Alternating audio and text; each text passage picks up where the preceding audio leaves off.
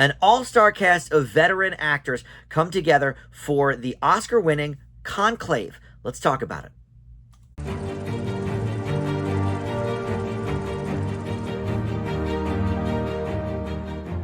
Hey guys, Dan here. This is Dan Reviews. Welcome to my movie review for Conclave. This was up for 8 awards at the Oscars this year. It won just one Best Adapted Screenplay. It comes to us from a 2016 book, also named Conclave. But it was up for Best Picture, a couple of the acting awards. But the only thing it took home was the screenplay, which was, I think, well warranted. The screenplay here is great. But before we launch into the specifics of this movie, let me welcome you back to the channel. If you are a Dan Reviews subscriber already, thank you so much for that. Love when you guys return and check out my videos. But if you're not, please consider subscribing down below and check that notification bell so you get the alerts for all my new video drops. You can just like this video or comment below too. That stuff certainly helps out the channel.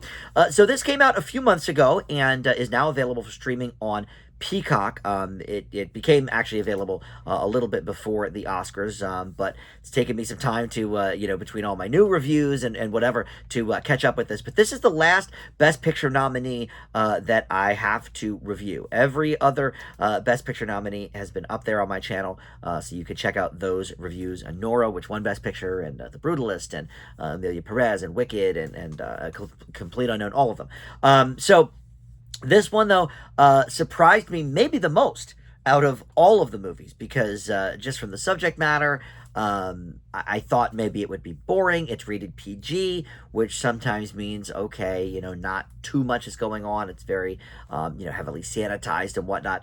Nope, not this movie. This is really, really riveting, believe it or not, from start to end. So let me tell you just a little bit about what happened. So Ralph Fiennes plays Cardinal Lawrence, and he got Oscar nominated for this role. And this movie features in its plot, and at the base of its plot, one of the most secretive events in all the world, the Papal Conclave. So the old Pope dies. And so Cardinal Lawrence is tasked with running the whole conclave process after this unexpected death. So all of the Catholic Church's most powerful leaders gather in the Vatican, and Lawrence has to figure out, who he wants to throw his weight behind to be new Pope. And in the wake of the old Pope, he discovers all of these deep, dark secrets about all of the contenders, which could shake the foundations of the church.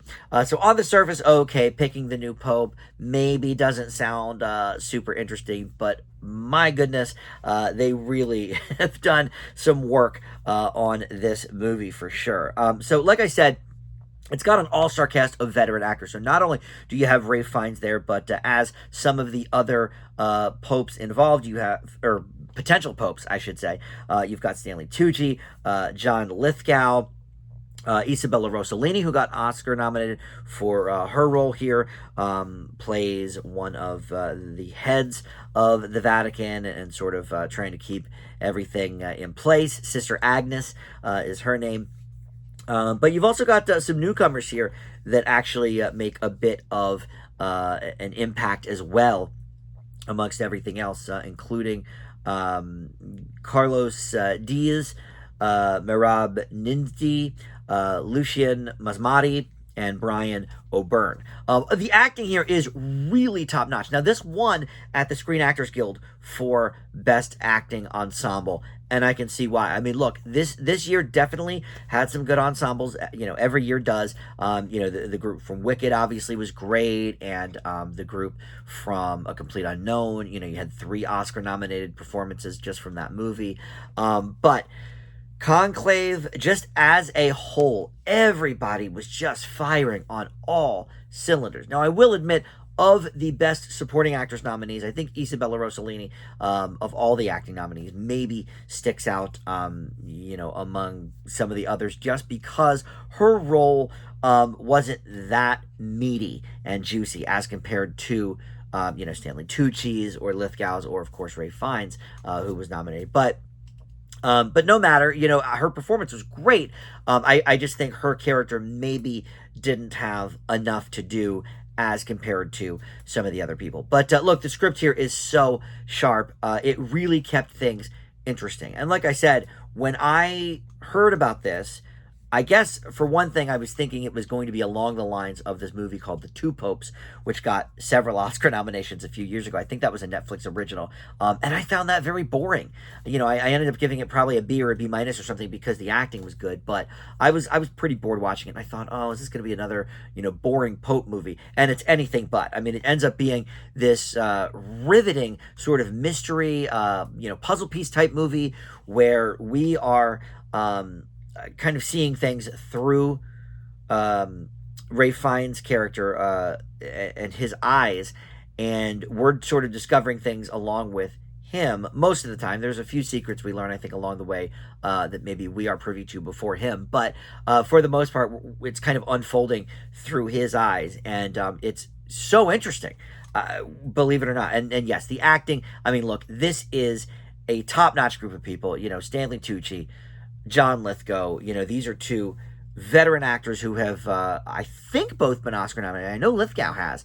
I'm not actually sure if Stanley Tucci has. He should be for something along the way, right? Maybe Julie and Julia with Meryl Streep. I'm not sure, but he is one of our most versatile actors and just is a lovely guy in general. I actually met him at a Comic-Con. He was just so nice.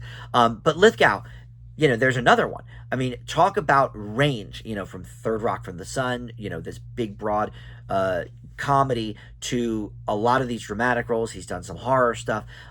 He is such a talent. He's going to be a part of the new Harry Potter series on Max. Everybody is giving amazing performances, and some maybe the best of their career. I mean, Ray Fiennes, look, I do like the guy. I loved The Menu a few years ago. Obviously, his work in Schindler's List.